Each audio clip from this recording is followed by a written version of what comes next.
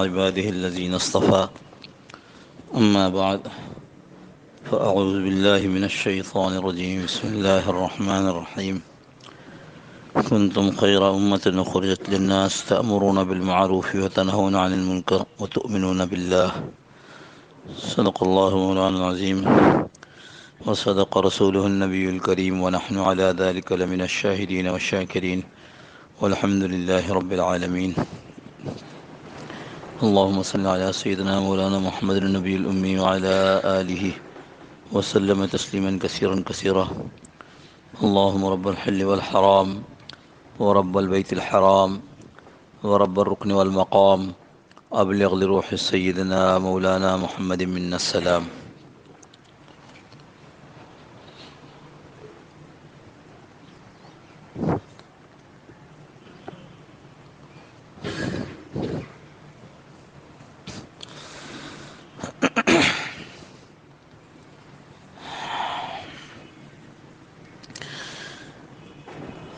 اللہ جل جلالہ ومن والہ نے حضور اکرم صلی اللہ تعالی علیہ وسلم کے ذریعے انسانوں کو رہبری، رہنمائی، ہدایت نصیب فرمائی ہے۔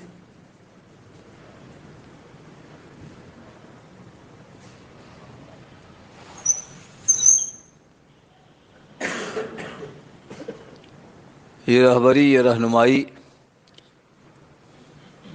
اس واسطے دی گئی، عطا کی گئی، پہنچائی گئی کہ یہ دنیا جہالت کی تاریکیوں میں تھی۔ ایسا دور تھا جس کو خود قرآن کریم جاہلیت کہتا ہے، جاہلیت۔ جیسے ایسی اندھیری رات ہو کہ ہاتھ کو ہاتھ سجائی نہ دے، قریب کی چیز بھی نگاہوں سے اوجھل ہو جائے، ایسے ہی اندھیری رات پوری دنیا میں تھی۔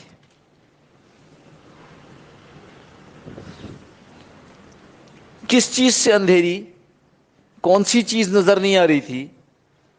وہ یہ کہ میں دنیا میں سفر کروں تو کیسے کروں؟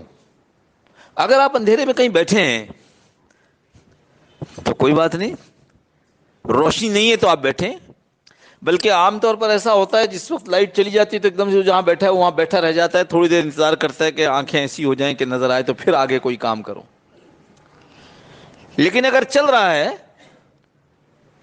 تو اس آدمی کو ضرورت ہے روشنی کی۔ جو آدمی اس دنیا کے اندر پیدا ہو گیا، اب اس کا سفر آگے بڑھ رہا ہے، کیوں؟ وہ پہلے سے سفر کرتا ہوا آیا ہے۔ ایک عالم سے دوسرے عالم منتقل ہوا ہے، لیکن سفر کرتے کرتے کرتے دنیا میں آ گیا۔ ابھی سفر اس کا ختم نہیں ہوا ہے، اب یہ دنیا سے کہاں سفر کر رہا ہے؟ برزخ کی طرف سفر کر رہا ہے، قبر کی طرف سفر کر رہا ہے۔ پھر سفر رہے گا، وہ سفر ہوتے ہوتے کہاں پہنچے گا؟ حشر، میدان حشر میں۔ اور پھر سفر ہوگا، میدان حشر 50,000 سال کا دن ختم کر کے وہ کہاں جائے گا؟ جنت میں یا جہنم میں۔ اللہ ہم سب کو جنت والا بنا دے۔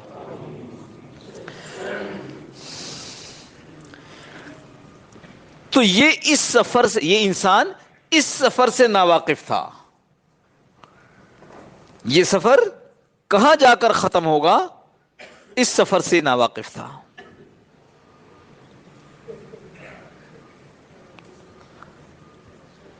اندھیری راستے کا سفر ٹامکٹوئیاں مار کر، ٹامکٹوئیاں اردو محاورہ ہے، یعنی ادھر ادھر ٹٹول کر چل رہا تھا۔ اس کو پتہ ہی نہیں تھا کہ یہ جس طرف میں سفر کر رہا ہوں یہ رستہ سیدھا جا کر جہنم کے گڑھے میں گر رہا ہے۔ تو اللہ رب العزت نے انبیاء کا نظام بنایا۔ حضور صلی اللہ تعالی وسلم جسے تشریف لائے ہیں تو جس جس نبی کو آنا تھا سب اپنا اپنا کام مکمل کر کے چلے گئے، اور ان کے جانے کے بعد ان کی امتیں آہستہ آہستہ بگڑ گئیں۔ تو رسول اللہ صلی اللہ تعالی وسلم کو ایک حیثیت دی گئی کہ یہ وہ نبی ہوں گے جو خاتم النبیین ہوں گے، جن کے بعد کوئی دوسرا نبی نہیں بھیجا جائے گا۔ لہذا وہ جو فطری ایک معاملہ تھا کہ نبی آیا، ہدایت آئی، نبی گیا، ہدایت گئی، آہستہ آہستہ گمراہ ہو گئے، وہ معاملہ اب ان کے ساتھ نہیں ہوگا۔ کیوں؟ اس لیے کہ یہ خاتم النبیین ہیں۔ وہاں تو ایک نبی آیا، امت بعد میں چلا گیا، امت گمراہ ہو گئی، دوسرا نبی آ گیا۔ اب ایسا ہوگا نہیں۔ ہدایت، میں پھر عرض کروں کیا، وہ روشنی جس سے آدمی کی زندگی کا سفر اس جگہ جا کر ختم ہو جہاں پر وہ جہنم کے گڑھے میں نہ گرتا ہو۔ اچھا، یہ لفظ میں کیوں 2 مرتبہ استعمال کر چکے؟ کیوں؟ اس لیے کہ رسول اللہ صلی اللہ تعالی علیہ وسلم نے خود ارشاد فرمایا، اس مفہوم عرض کر رہا ہوں، کہ تم انسان یہ جہنم کے گڑھے میں گرنے جا رہے تھے اور میں تم لوگوں کو کمر سے پکڑ پکڑ کر اس سے بچا رہا ہوں۔ اب چھوڑو نبی، اتنی اونچی بات، میں آپ اپنے متعلق سوچیں، اگر ہمارے سامنے ایک نابینا چلا جا رہا اور ہمیں معلوم ہے کہ آگے کنواں ہے، ہمیں معلوم ہے کہ آگے آگ ہے، اور یہ ابھی اگر میں نے اس کو نہ پکڑا تو اس میں گر پڑے گا، تو بتاؤ کتنے لوگ ہیں جو کہ ہاتھ پر ہاتھ دھرے بیٹھے ہوں گے؟ نہیں، کوئی بھی نہیں ہوگا، کوئی بھی نہیں ہوگا۔ سب کے سب اس کی کوشش کریں گے کہ ابھی گزشتہ دنوں وہ ان کی بھرتی ہو رہی تھی، وہ جو جمعدار جو گٹر میں اترتے نا، تو ان کی بھرتی ہو رہی تھی، تو گٹر کھلا ہوا تھا اور باری باری جو امیدوار تھے ان کو اندر اتارا جا رہا تھا۔ تھوڑا سا مجمع بھی ہو گیا، تو ایک بوڑھے سے آدمی وہاں سے گزر رہے تھے، انہوں نے پہلے تو ادھر ادھر دیکھا، پھر میرے پاس آئے اور کہنے لگے یہ آدمی اندر گرا کیسے؟ رو رہے تھے کہ یہ آدمی اندر گرا کیسے؟ فکر نہ کرے، یہ گرا نہیں ہے، گرایا گیا ہے، اس کے اوپر لائف جیکٹ ہے، اس کے ساتھ سب کچھ ہے، اور اس کو دیکھا جا رہا ہے کہ یہ آدمی یہ کام کر سکتا ہے کہ نہیں کر سکتا۔ تو راہ چلتا آدمی پریشان ہو جاتا ہے، کیا ہے یہ آدمی کیسے گڑھے میں گر گیا؟ اچھا، یعنی آنکھوں والا گر جائے تو لوگ کہتے ہیں دیکھ کے چلتے نا، لیکن اگر نابینا گر جائے تو کیا ہوتا ہے؟ ہر آدمی اس کے ساتھ ہمدردی کر رہا ہوتا ہے، وہ ہمیں برا بھلا کہتا کہ یار نابینا کو دیکھ رہے تھے تم۔ حضرت رسول کریم صلی اللہ علیہ وسلم کا جو درد اور کوڑھن اور تڑپ تھی، آپ میں کبھی کبھی سوچتا ہوں، حیران ہوتا ہوں، 13 سال مکہ مکرمہ کراچی کی طرح نہیں تھا۔ مکہ مکرمہ کی آبادی آج کل کئی محلوں سے کم تھی، کئی محلے اس وقت ایسے ہیں جن کی آبادیاں اس وقت کے مکہ مکرمہ کی آبادی سے زیادہ ہیں اس وقت۔ تو گویا آج کے زمانے کا ایک گنجان محلہ ہو اور اس میں 13 سال محمد صلی اللہ تعالی علیہ وسلم، وہ محبوب ہستی رسول اللہ صلی اللہ علیہ وسلم کی جس کے لیے کائنات بنائی گئی ہو، وہ صبح اور شام، دیکھو میں کئی مرتبہ عرض کر چکا ہوں، پھر یاد دہانی کر، یہ تاریخ دنیا کی کسی کی لکھی ہوئی یہ ثابت نہیں کر سکتی کہ رسول اللہ صلی اللہ تعالی وسلم نے نبوت کے اعلان کے بعد کوئی تجارت کی ہو، بالکل نہیں۔ اس سے پہلے تجارت موجود ہے، وہ سفر تجارت کے یہ لکھے ہیں تاریخ میں، اس سے پہلے بکریاں چرانا لکھا ہے تاریخ میں، لیکن نبوت کے بعد صرف ایک کام، صبح سے شام اور شام سے صبح، صرف ایک کام۔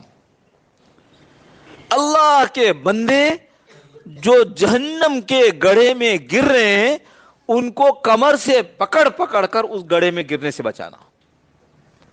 صبح ہوتی تو مخلوق پر محنت کرتے، میں پھر کہوں یاد رکھیے ہم کس ماحول کی بات کر رہے ہیں، کراچی شہر کے بڑے محلوں میں سے سمجھو ایک محلہ، اور 13 سال گزر رہے ہیں اس حال میں، صبح اٹھے ہیں تو لوگوں کے ساتھ یہ ان کی منت سماجت شروع کی ہے، رات سونے گئے ہیں تو اس میں تھوڑا سو کر پھر اللہ سے منت سماجت شروع کی ہے کہ اللہ ان کے دلوں کو نرم کر دے، ہدایت پر لے آئے۔ کام ایک، ان دونوں کاموں کا، دن میں اور رات میں جو 2 کام عرض کیے، ان دونوں کاموں کا بدیہی منطقی لاجیکل نتیجہ جو نکلنا تھا وہ یہ کہ اللہ کے بندے جہنم سے بچ کر جنت میں جانے والے ہو جائیں۔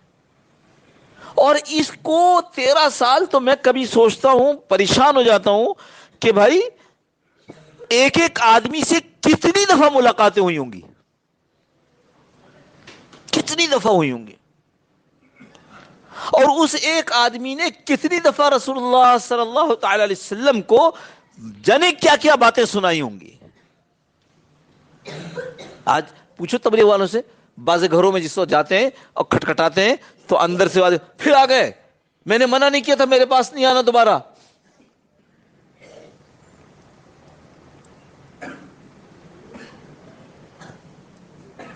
رسول اللہ صلی اللہ تعالی علیہ وسلم، یعنی ہم تو 2 منٹ میں ہمارا کیا کہیں صبر ٹوٹ جاوے۔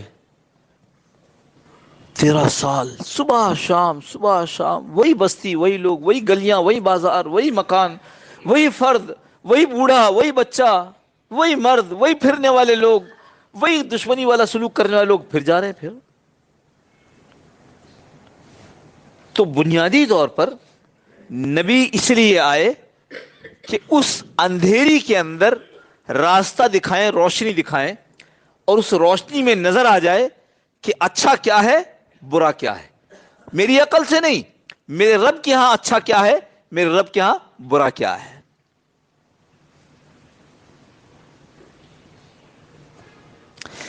انسانی زندگی کو سمجھنے کے واسطے کہ اللہ کے ہاں اچھا کیا برا کیا، 5 حصوں میں تقسیم کیا۔ ایک انسان کی اپنی سوچ، عقیدہ ہے، کون ہے دینے والا رزق کا، کون ہے پیدا کرنے والا، کون ہے مارنے والا، کس کی عبادت کرنی ہے، کس کے سامنے سر جھکانا ہے۔ دوسرا، جب یہ سمجھ میں آ گیا یا یہ خیال میں آ گیا کہ کس کی کرنی ہے، تو پھر کیسے کرنی ہے، نماز کے ذریعے کرنی ہے، روزے کے ذریعے کرنی ہے۔ اب یہ عبادات کا مرحلہ ہے۔ پھر ہر وقت تو آدمی نماز میں نہیں ہوگا، تو کیا کرے گا، وہ بیوی بچوں کے پاس بھی تو ہوگا۔ تو اب بیوی بچوں کے پاس اللہ کیا پسند کرتا ہے، کیا ناپسند کرتا ہے، کون بتائے گا؟ نبی صلی اللہ علیہ وسلم بتائیں گے۔ اب یہ بیوی بچوں کے پاس معاشرت ہو گئی، اب اس سے آگے بڑھیے۔ اب اگلا کیا ہے، اب اس کو کمائی کرنی ہے بیوی بچوں کے لیے، ان کے نان نفقے کا نظام بنانا ہے۔ تو اب اس کو معاملات کہیں گے۔ عقائد ہو گئے، عبادات ہو گئی، معاشرت بھی بچوں کے ساتھ، اب یہ معاملات، ٹرانزیکشنز، ڈیلنگز لوگوں کے ساتھ، اس میں صحیح کیا غلط کیا کون بتائے گا؟ نبی صلی اللہ علیہ وسلم۔ اور یہ سارے کام بھی بچوں کے پاس جانا، ٹرانزیکشنز کرنا، معاملات، عبادات کرنا، ان سب کے پیچھے ایک اسپرٹ ہے، ایک روح ہے اس کی، اور وہ ہے اخلاق۔ صبر کے ساتھ رہنا، شکر کے ساتھ رہنا، اللہ پر اعتماد کر کے رہنا، تکبر نہ کرنا، ان کو ہمارے ہاں اخلاق ہے۔ عبادات، معاملات، معاشرت اور اخلاق۔ اب سمجھو یہ 5 چیزیں، ان 5 چیزوں میں ایک لائن ہے، 5 چیزوں کے اندر یہ منکر عقائد ہے، یہ معروف عقائد ہے۔ معروف سے متعلق اردو مت سمجھیے گا، معروف سے مشہور نہ، معروف سے جس کو اللہ پسند کرتے ہیں، منکر جس کو اللہ ناپسند کرتے ہیں۔ ایک معروف عبادات ہے، اللہ اس کو پسند کرتے ہیں۔ ایک منکر عبادات ہے، اللہ اس کو ناپسند کرتے ہیں۔ ایک معروف معاشرت ہے جس کو اللہ پسند کرتے ہیں کہ ایسی معاشرت ہونی چاہیے۔ ایک منکر معاشرت جس کو اللہ ناپسند کرتے ہیں کہ ایسی نہیں ہونی چاہیے۔ ایسی ایک منکر اخلاق ہے، ایک معروف اخلاق ہے۔ حضرت رسول کریم صلی اللہ تعالی علیہ وسلم نے آ کر ان دونوں چیزوں کو واضح کیا۔ جو قرآن کریم کی آیت ہم نے تلاوت کی آپ کے سامنے، کنتم خیر امۃ اخرجت للناس، یہاں ہم کو، آپ کو، جو امت مسلمہ میں سے ہیں، جو محمد صلی اللہ تعالی وسلم کی امت میں اپنے آپ کو کہتے ہیں، ان کو کہا گیا کہ تم بہترین امت ہو۔ حضرت عمر رضی اللہ عنہ فرمایا کرتے تھے، جس آدمی کو یہ بات خوش کرے کہ میں تو بہترین امت میں سے ہوں، کنتم خیر امۃ، میں تو بہترین امت میں سے ہوں، خوش کرے، جس آدمی کو یہ بات خوش کرے، وہ جان لے کہ اس کی ایک شرط ہے جو پوری کرنی پڑے گی، اخرجت للناس۔ خیر امت وہ ہے، اللہ فرما رہے ہیں، جس کو ہم نے لوگوں کے نفع کے لیے نکالا ہے۔ اور پھر آگے ہم خود متعین نہ کر لیں لوگوں کا نفع جیسے آج کرتے ہیں، نہ، ہم خود متعین نہ کریں، رب خود بتا رہے نفع کیا ہے. تأمرون بالمعروف وتنہون عن المنکر وتؤمنون باللہ. کھانا کھلانا بہت بڑی بات ہے, لوگوں کو پناہ دینا بہت بڑی بات ہے, مجبور ضرورت مند کی مدد کرنا بہت اچھی بات ہے, اچھے اخلاق سے پیش آنا بہت اچھی بات ہے, مگر وہاں بات مکمل تأمرون بالمعروف. سب سے اہم بات یہ ہے کہ یہ آدمی جو جہنم کے گڑھے میں گر رہا تھا, بھوکا تھا یا پیٹ بھرا تھا, اندھا تھا یا بینا تھا, جو بھی تھا, یہ جو گڑھے میں گر رہا تھا اس کو گڑھے سے بچا کر ہمیشہ ہمیشہ کی جنت میں بھیج دیا. اس لیے ہے تو عمر کی بات میں نے آپ کے سامنے کوٹ کی ہے. جو یہ سمجھتا ہے, جو خوش ہوتا ہے کہ میں خیر امت میں سے ہوں, میں حضور صلی اللہ علیہ وسلم کی اس امت میں سے ہوں, جو امت جس کو اللہ کے نبی صلی اللہ علیہ وسلم نے فرمایا, اللہ نے خود قرآن میں فرما دیا سب سے اچھی امت, اگر اس میں سے ہوں تو مجھے یہ شرط پوری کرنی پڑے گی, لوگوں کو اچھائی کی طرف بلانا, لوگوں کو برائیوں سے بچانا, اور ان کو ایمان پر مستقیم رکھنا. ایک کام ہے جو کیا جا رہا ہے, لیکن لوگوں نے یہ سمجھ لیا کہ یہ چند بیکار لوگ جن کے پاس اور کوئی کام نہیں ہے, وہ یہ کام کریں کہ لوگوں کو بلائیں اچھائی کی طرف اور لوگوں کو روکیں برائی سے اور لوگوں کو ایمان کی دعوت دیں. یہ بھول ہے. یہ بھول اس وقت ختم ہوگی جب یہ والی آنکھیں بند ہوں گی اور ہمارے سامنے اسرائیل آ جائیں گے. ہے میں نے کیا کیا, میں تو اپنے آپ کو ویسے سمجھتا خیر امت میں سے ہوں, میں اپنی روٹی کپڑا مکان کر کے خوش ہو گیا تھا.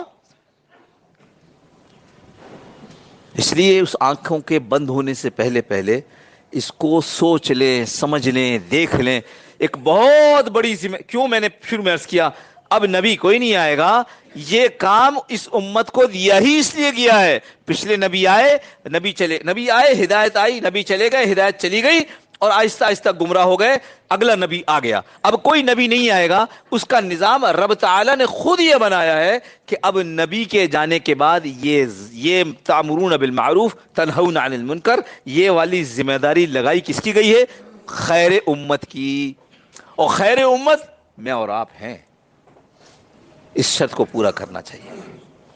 لیکن میں جیسا عرض کیا شروع میں ایک بات, چیزیں ماحول سے اور اس سے سمجھ میں آتی ہیں. چیزیں جس ماحول میں جاتا ہے, جس رخ پہ چلتا ہے. ایک عجیب بات کسی نے مثال دی, اس نے کہا کہ اگر آپ کا رخ اس طرف ہے تو یہاں اگر زمین پر سوئی پڑی ہوئی ہے تو وہ بھی چمک سے کہیں نظر آ جائے گی, لیکن جس طرف آپ کا رخ نہیں ہے اس طرف کا پہاڑ بھی آپ کو نظر نہیں آئے گا. اب بات درست ہے. جس ماحول میں آدمی جاتا ہے اس ماحول میں جب یہ باتیں سنتا ہے, اپنی زندگی کا رخ متعین کرتا ہے, تو کہتا ہے میں نے تو اتنی زندگی بیکار گزار دی. میرا کام صرف یہ تھوڑی تھا جانوروں کی طرح کہ صبح اٹھے کام کیا اور اس کے بعد شام کو کھانا کھایا اور پھر رات کو سو گئے اور صبح اٹھ کے پھر جو ہے ہل میں جوت دیے گئے. میرا کام تو یہ تھا کہ میں اس کے ساتھ ساتھ اس کو دیکھتا کہ اللہ کے نبی صلی اللہ علیہ وسلم نے میرے پر کیا ذمہ داری لگائی. اس واسطے یہ ابھی اگلے ہفتے اجتماع ہو رہا ہے کراچی میں, اورنگی میں, جمعرات کی شام سے جمعہ, ہفتہ اور اتوار کی صبح دعا ہے. جب آدمی اس ماحول میں جاتا ہے تو آدمی کہتا ہے ہاں ٹھیک ہے, اب سوئیاں کیا, اب سب چیز نظر آ رہی ہیں. جبکہ پہلے جب میں ادھر ماحول میں نہیں آیا تھا تو مجھے پہاڑ بھی نظر نہیں آ رہی تھی. مولوی صاحب نے جمعے کو تقریر تو بہت لمبی سی کی تھی لیکن سمجھ میں نہیں آیا تھا, اور واقعی اس کا سمجھنا بغیر ماحول کے مشکل ہے. تو اس کے لیے آپ حضرات سب سے درخواست ہے آگے بھی بات اس کو کریں, کیونکہ ہم نے دیکھا کہ یہ حضرات اس بات کو اشتہار اور فلانا اور ٹی وی اور ریڈیو استعمال نہیں کرتے, بلکہ کوشش کرتے ہیں کہ فرداً یہ بات ہو. تو خود بھی کوشش فرمائیں اور دوسروں کو بھی اس کی اطلاع کریں کہ جمعرات سے انشاءاللہ اجتماع ہے. جمعرات کی شام سے جمعہ, ہفتہ, اتوار 30 کو دعا ہو جائے گی انشاءاللہ. وآخر دعوانا الحمدللہ رب العالمین. پہلے اذان ہوگی, اس کے بعد سنت ادا فرمائیے.